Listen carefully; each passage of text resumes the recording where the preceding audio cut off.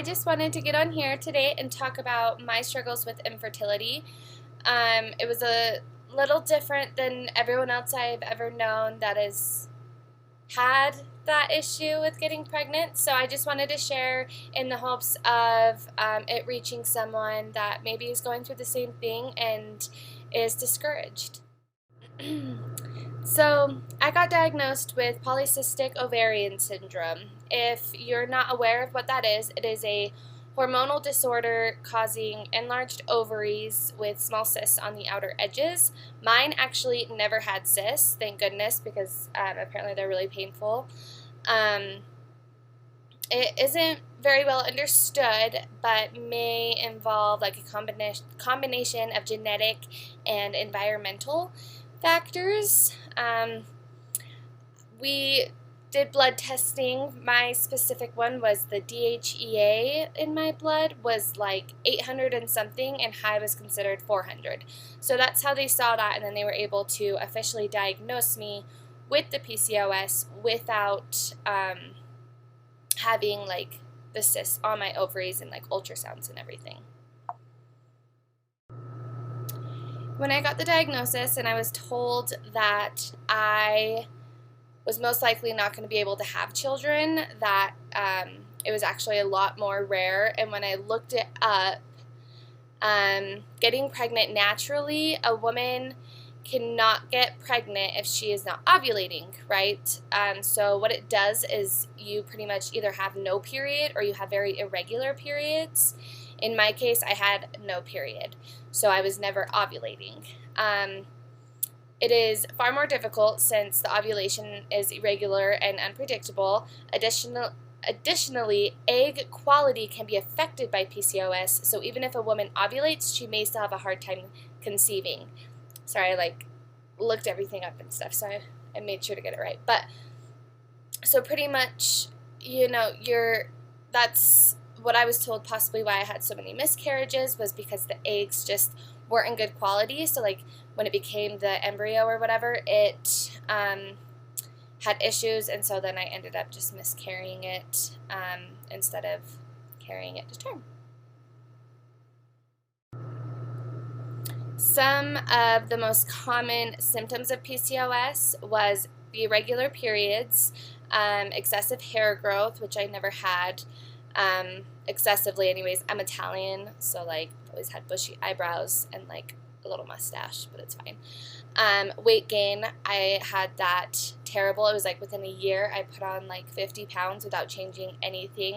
I was actually a pretty active person at that time. Thinning hair and hair loss from the head. I have so much hair. I actually didn't even start losing hair until after I had my second baby. Oily skin or acne. I still struggle with that. So I had pretty much like all the symptoms too on top of it, so that's why they also were confident, and that's what it was that I had. I kind of had them my whole life. I just didn't realize it until I lost our first baby, and then, when we were trying for Rayleigh and just consistently kept getting negative tests, that's when we started looking into everything. And I never really talked to my OB about not having my periods and stuff. I didn't realize that was like a huge deal. I never talked to my dad about that kind of stuff, so I didn't know. And my mom passed away when I was younger too, so I didn't really have her to talk to like explain to me like, girlfriend, that's not normal. But yeah.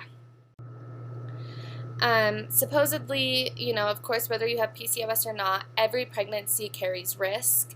The risk for miscarriage or early pregnancy loss is about 10 to 15% in non-PCOS women. In women with PCOS, the risk is about 3 times the normal risk. And there is no cure for PCOS, but you can manage the symptoms. You and your doctor can kind of work on a treatment plan, since you may not have every symptom, or you could, have every symptom.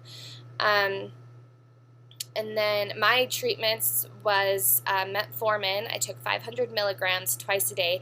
Made me so sick. I was supposed to take it at the same time. But I just did one in the morning and one at night, and that really helped regulate like my blood sugars and stuff. And then I took medicine, like it was like the birth control, I don't remember what it was called, but it was the medicine that you take when you're on the pill that makes you start your period, so that I would start having regular periods.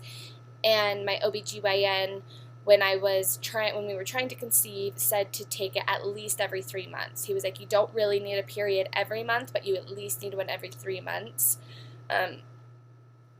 So yeah, that's what I did. And then also I bought the little, or I didn't buy, I just downloaded the little Flow app in my phone, and I tracked everything, every symptom, start date, end date, heavy flow, light flow. I tracked everything. And I went off of that saying when my ovulations was.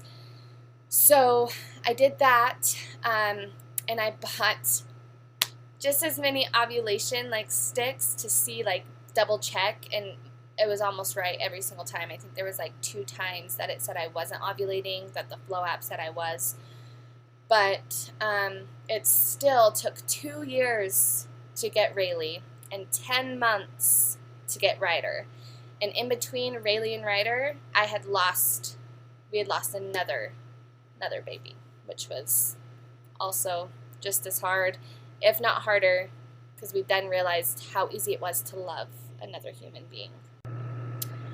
After I spoke out about my PCOS to friends, family, whatever, I realized how, it says it's uncommon, but I also realized how common it was with the people around me, not family. No one in my family had it. However, I had a good chunk of friends saying, oh, I got diagnosed with that when I was 12, like right after I started menstruating, or I got diagnosed with that after my second baby, or I just started IVF and they diagnosed me with it. Like, crazy.